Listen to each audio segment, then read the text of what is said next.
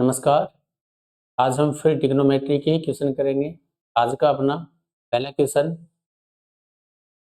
Height and distance का है। इसमें दो टावर दे रखे हैं और द एंगल ऑफ एलिवेशन है 60 डिग्री और 30 डिग्री है। दोनों की हाइट का रेशियो पूछा है। कैसे क्वेश्चन को करें?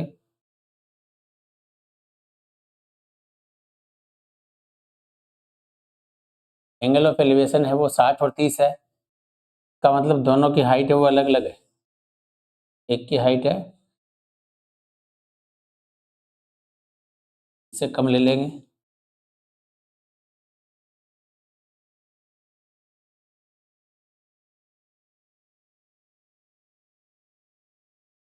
अच्छा,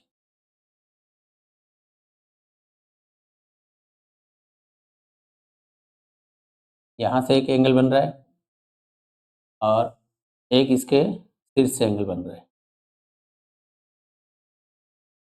तो जो हाइट बड़ी है, या फिर ये दिमाग में रखो, बड़े एंगल के सामने की हाइट हमेशा बड़ी होगी यदि बेस सेम है। यदि बेस सेम है अब इन दोनों में से सबसे पहले छोटा एंगल है उसका रेशियो बना लो। अब टेन 30 का मान होता है 1/√3। इसका मतलब ये वन है, ये होगा √3। और अब 60 डिग्री के लिए क्या होता है? 60 डिग्री का मान होता है टेन 60 का मान √3, यानी √3/1। यदि ये √3 है तो ये 1 होती है। इसका मतलब है सामने वाली जो हाइट है वो इसका √3 गुना होती है। अगर इसे हम √3 पहले ही ले चुके हैं तो 60 डिग्री का बेस है अगर √3 है तो हाइट है उसका √3 गुना हो जाएगी। तो √3 गुना √3 कितनी हो जाएगी? 60 डिग्री के सामने वाली हाइट 3। अब आपको इन दोनों टावर की हाइट का रेशियो पूछा है। आपका आंसर आ जाएगा 3:1। 3:1। अच्छा, कौन सा ऑप्शन आंसर हो जाएगा यहाँ पे? 3:1 सेकेंड वाला ऑप्शन है। आसान क्वेश्चन है, एक क्वेश्चन कंफर्म है। जनरल सॉल्यूशन का ये क्वेश्चन भी एक क्वेश्चन इसका पक्का आएगा। अच्छा, कई बार डायरेक्ट क्वेश्चन बन जाता है, इसमें थोड़ी सी कैलकुलेशन है। कैसे क्वेश्चन को करें ध्यान देना। यहाँ पे आपको इक्वेशन जो दे रखी है वो दे रखी है sec थीटा -1 इक्वल में और √2 -1 ब्रैकेट में है इंटू में टेन थीटा है। और साथ में ये भी लिखा है कि n है वो कोई ना कोई प्राकृतिक संख्या है। यहाँ पे n है वो कोई ना कोई नेचुरल नंबर है, तो इसको भी ध्यान में रखना है। अगर बाई ऑप्शन करो n की वैल्यू कोई प्राकृतिक संख्या एज्यूम करना है। बेसिक से बता देता हूँ मैं। अच्छा, सबसे पहले इसे अरेंज करना है, किसी एक ही रेशियो में लेना है। तो हम क्या करेंगे, हमें पता है टेन स्क्वायर क्या होता है? सेक स्क्वायर -1 होता है। अगर टेन स्क्वायर होता तो दोनों तरफ स्क्वायर कर लो, दोनों तरफ स्क्वायर कर लो। तो √2 -1 का होल स्क्वायर इंटू में टेन स्क्वायर। अगर मेरे दिमाग में आइडेंटिटी है तो मैं करूंगा दोनों तरफ स्क्वायर, क्योंकि टेन स्क्वायर को मैं क्या लिख सकता हूँ? टेन स्क्वायर को मैं क्या लिख सकता हूँ? अच्छा, इसका होल स्क्वायर क्या होगा? इसका स्क्वायर 2 + 1 3 -2√2 इंटू में सेक स्क्वायर है, सॉरी टेन स्क्वायर को सेक स्क्वायर -1 लिख सकते हैं। सेक स्क्वायर थीटा -1 आइडेंटिटी से लिख सकते हैं। अब आपका यहाँ पे दिख रहा होगा केवल सेक के फंक्शन सेक के रूप में ही आपका यहाँ पे इक्वेशन बन गई है। अब इसे अरेंज करना है, इन सभी को एक साइड लेके आ जाओ। तो ये प्लस का इधर साइड आएगा तो माइनस का हो जाएगा।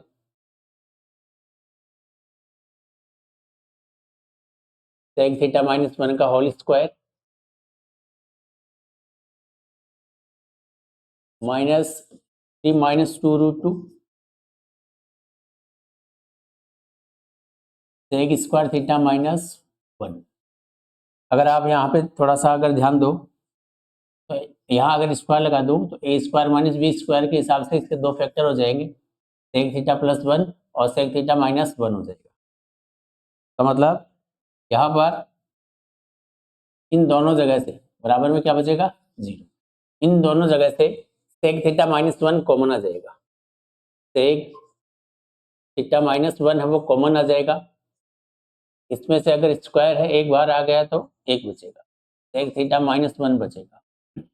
अच्छा, अब इसके दो फैक्टर होते हैं, एक फैक्टर तो हमने बाहर ले लिया है, एक प्लस वाला फैक्टर बचेगा, प्लस वाला फैक्टर है वो इससे गुणा होगा। चलो मैं लिख देता हूँ भाई, एक बार और लिख देता हूँ, 3 - 2√2 इंटू में सेक थीटा +1, क्योंकि माइनस वाला तो कॉमन आ गया, बराबर में क्या है। अब वैसे तो ये डायरेक्ट है, चलो इसको थोड़ा सा सेक थीटा -1, अच्छा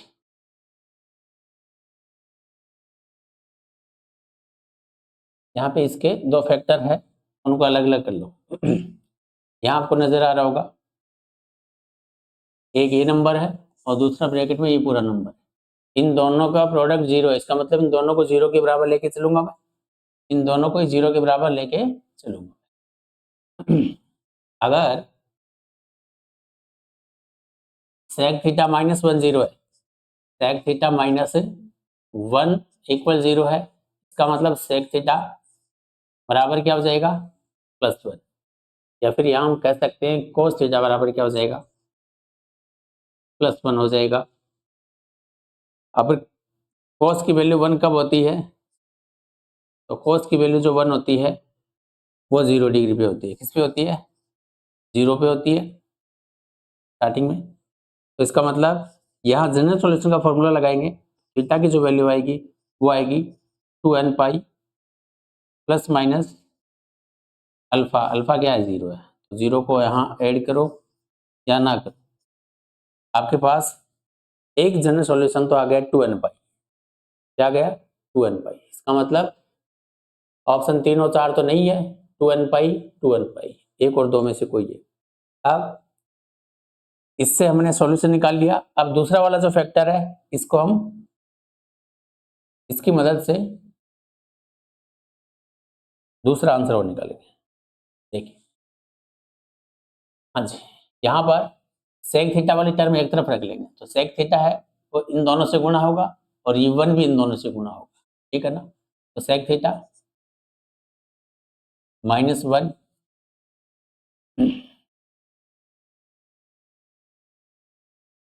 सेक थीटा को फिर मैं कॉमन भी ले सकता हूँ, चलो ले,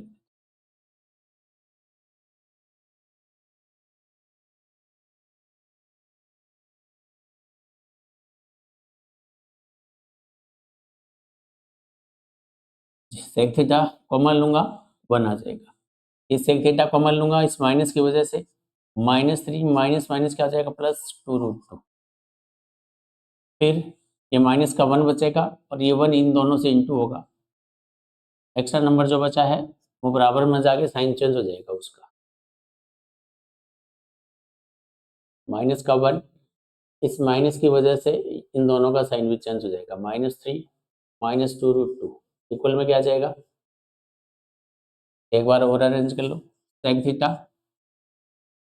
अच्छा ये हो जाएगा 2√2 -2, ये हो जाएगा माइनस अगर कॉमन ले लूँ मैं, 3 और 1 4 +2√2, अच्छा ये प्लस का सॉरी ये माइनस का उधर जाके प्लस का हो जाएगा, और ये इंटू का डिवाइड में चला जाएगा। अगर आप यहाँ पे ध्यान दो, ऊपर वाले में अगर मैं √2 कॉमन लूँ, क्या कॉमन लूँ, √2,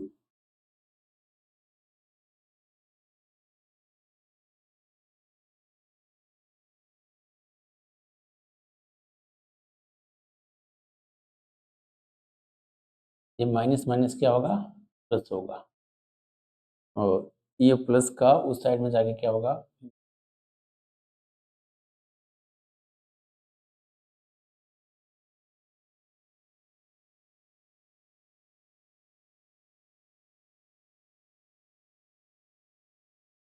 आगे √2 कॉमन लूँ तो 2√2 -2 डिवाइड में सेम वही नंबर है जो ऊपर है, ये नंबर कैंसिल हो जाएगा और √2 बचेगा, सेक थीटा की वैल्यू क्या है, √2 है। इसका उल्टा करेंगे तो cos थीटा की वैल्यू क्या हो जाएगी, 1/√2 हो जाएगी। cos थीटा की जो वैल्यू है वो क्या हो जाएगी, 1/√a। और cos थीटा की वैल्यू 1/√2 है, वो 45 डिग्री पे होती है, π/4 पे होती है। जनरल फॉर्मूला यहाँ पे 2n pi plus minus alpha, alpha क्या है, π/4। आपके पास यहाँ पर सॉल्यूशन आ गया, एक तो ये और दूसरा ये, तो 2n pi plus minus π/2n pi plus minus, तो ये इसका आंसर हो जाएगा। एक बार इसको रिपीट कर लेना। हाँ, इसको करने का एक तरीका और है, क्या, बाई ऑप्शन इस क्वेश्चन को आप कर सकते हो, बाई ऑप्शन इस क्वेश्चन को कर सकते हो।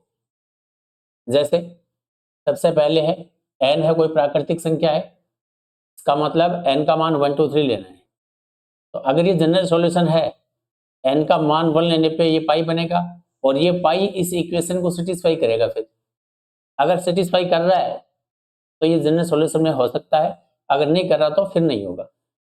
तो n की वैल्यू 1 ले रहा हूँ, ये पाई है, और यहाँ पे सेक पाई का मान क्या होता है, -1 होता है, और 10 पाई का मान 0 होता है। 0 किसी से भी गुणा हो तो ये 0 बन जाए, और इधर बनेगा -1 -1 माइनस का 2, तो माइनस का 2 और 0 कभी भी बराबर नहीं होते।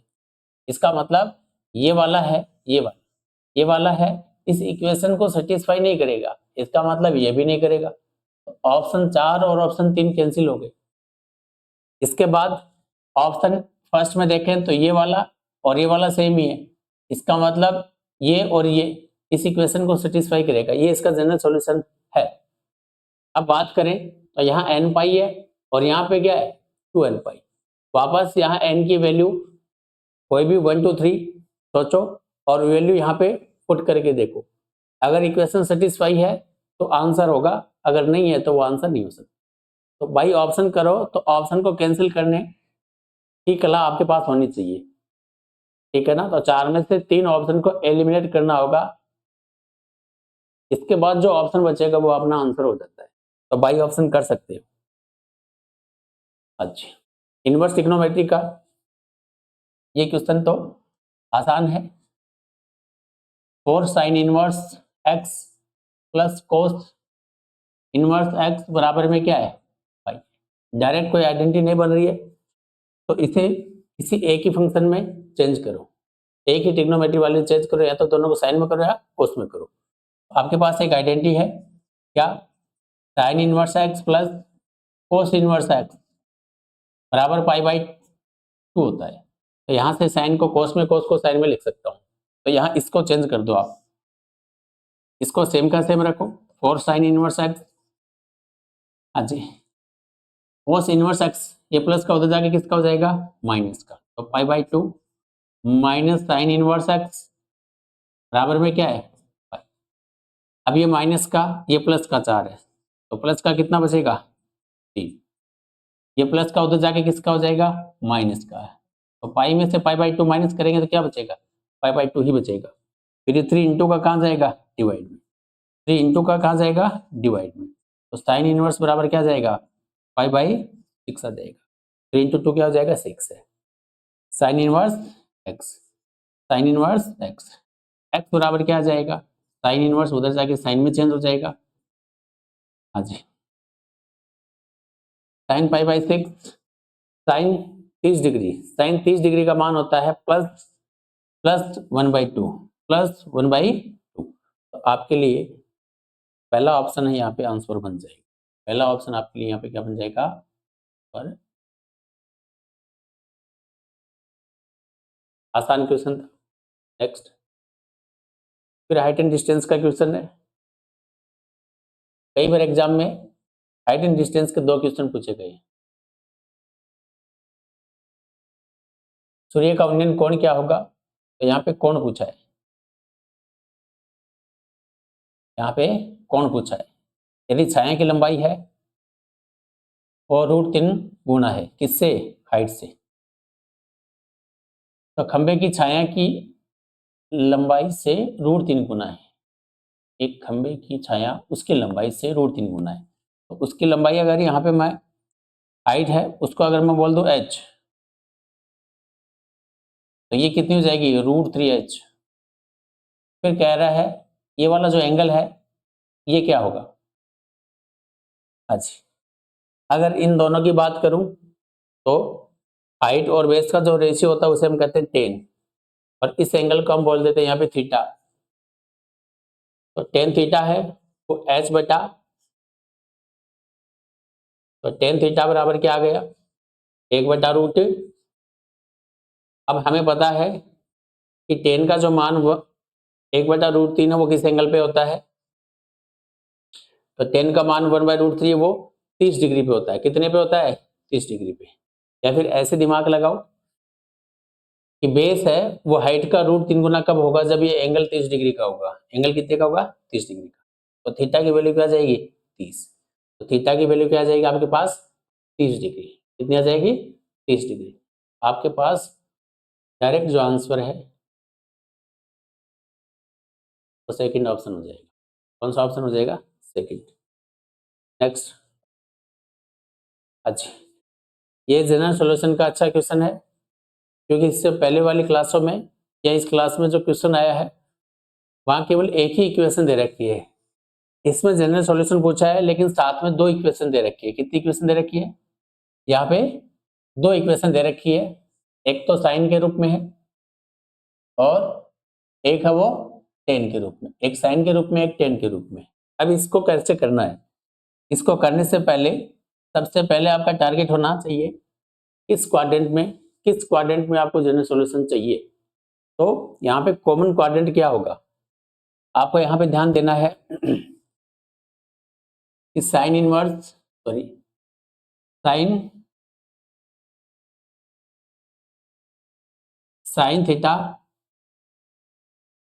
थीटा की वैल्यू -1/2 है और टेन थीटा की वैल्यू है वो +1/√3 है। अब आप मुझे बताइए साइन का मान नेगेटिव कहाँ होता है? साइन का मान जो नेगेटिव है और टेन का मान जो पॉजिटिव है, साइन का मान नेगेटिव होता है थर्ड एंड फोर्थ क्वाड्रेंट में। तीसरे और चौथे क्वाड्रेंट में होता है। टेन का मान पॉजिटिव होता है फर्स्ट में और थर्ड में। फर्स्ट में एंड थर्ड में। इसका मतलब यहाँ दोनों में, अगर यहाँ दोनों में देखा जाए तो कौन सा क्वाड्रेंट है वो कॉमन है? आप यहाँ पे बता सकते हो कि इस इक्वेशन और इस इक्वेशन दोनों के लिए जो क्वाड्रेंट कॉमन आ रहा है वो तीसरा थर्ड क्वाड्रेंट कॉमन आ रहा है। इसका मतलब आपको आंसर थर्ड क्वाड्रेंट के अकॉर्डिंग देना है। थर्ड क्वाड्रेंट के अकॉर्डिंग देना है। ठीक है। अब साइन का मान 1/2, अगर प्रिंसिपल वैल्यू या मुख्य एंगल अगर मैं देखूं, प्रिंसिपल एंगल देखूं कि साइन का मान 1/2 कब होता है और टेन का मान 1/√3 कब होता है। तो आपको पता है साइन का मान 1/2 वो 30 डिग्री पे होता है और टेन का मान 1/√3 है वो भी 30 डिग्री पे होता है। इसका मतलब π/6 पे। तो यहाँ पे प्रिंसिपल जो एंगल है वो है 30 डिग्री, π/6 है। तो 30 डिग्री पे साइन का मान 1/2 होता है, 30 डिग्री पे टेन का मान 1/√3 होता है। तो ये तो प्रिंसिपल एंगल है, मुख्य मान है। हमें चाहिए कॉमन प्रिंसिपल। कौन सा? कॉमन प्रिंसिपल वैल्यू चाहिए, जिसको जनरल सॉल्यूशन में हम अल्फा बोलते हैं। क्या बोलते हैं? अल्फा। वो क्या है? तो वो होगी तीसरे क्वाड्रेंट में जाना होगा। तो तीसरे क्वाड्रेंट में जाने के लिए आपको बताइए यहां से यहां पाई प्लस थीटा, तो तीसरा क्वाड्रेंट आएगा। तो पाई प्लस थीटा कितना है? π/6 है। तो ये कितना हो जाएगा? 7 π/6। 7 पाई बाई 6, तो ये हो जाएगा 7 पाई बाई 6। तो ये अल्फा है, क्या है? अल्फा। अब ध्यान रखने ला, अब हमेशा ध्यान रखना, जब दो जब दो ट्रिग्नोमेट्रिक इक्वेशन दे रखी हो, उन दोनों के लिए जो कॉमन जनरल सॉल्यूशन फॉर्मूला होता है, उन दोनों के लिए जो कॉमन जनरल सॉल्यूशन फॉर्मूला होता है वो होता है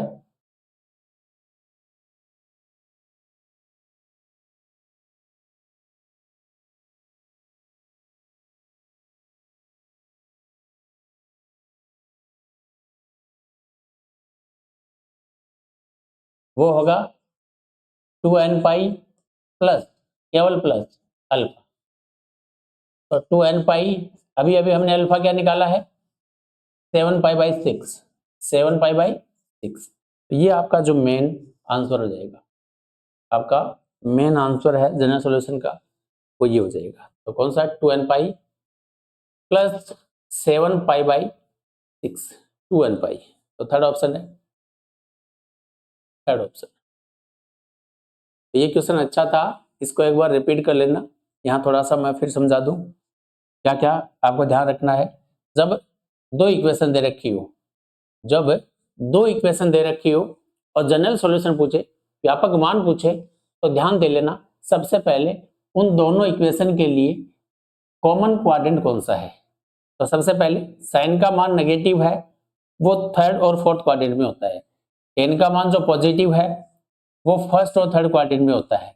तो इन दोनों में देखें तो थर्ड क्वाड्रेंट क्या है? दोनों के लिए कॉमन है। इसका मतलब हमें थर्ड क्वाड्रेंट के अकॉर्डिंग जनरल सॉल्यूशन बताने हैं। फिर साइन का मान 1/2 या टेन का मान 1/√3, वो किस एंगल पे होता है वो उसका मुख्य मान होगा। तो फर्स्ट क्वाड्रेंट के अकॉर्डिंग हम देखें तो 1/2 है वो 30 डिग्री पे होता है, और टेन का मान 1/√3 वो भी 30 डिग्री पे होता है। 30 डिग्री को रेडियन में पाई बाई 6 लिखते हैं। तो ये तो प्रिंसिपल एंगल हो गया, लेकिन हमें दोनों इक्वेशन को सेटिस्फाई करे तो ऐसा कॉमन प्रिंसिपल वैल्यू चाहिए, और वो आएगा थर्ड क्वाड्रेंट के अकॉर्डिंग। इसका मतलब पाई में वो एंगल जोड़ दिया जाएगा। तो पाई में पाई बाई 6 जोड़ेंगे तो बनेगा 7 पाई बाई 6, जिसको हम बोलते हैं कॉमन प्रिंसिपल वैल्यू या अल्फा। क्या बोलते हैं? अल्फा। तो अल्फा का जो मान आया है वो पाई प्लस पाई बाई 6 करने से आया है। ये आने के बाद कॉमन जनरल सॉल्यूशन का जो फॉर्मूला होता है वो ये होता है, हमेशा ये याद रखना है, 2n pi plus alpha. Alpha direct नहीं आ रहा है, दोनों का जो कॉमन एंगल है उसमें पाई ऐड करने पे आ रहा है। इस प्रकार इसमें अल्फा की वैल्यू रख दो, आपका आंसर आ जाएगा। अच्छा क्वेश्चन है, और रिपीट करना। आज की क्लास देखने के लिए आपका बहुत बहुत धन्यवाद।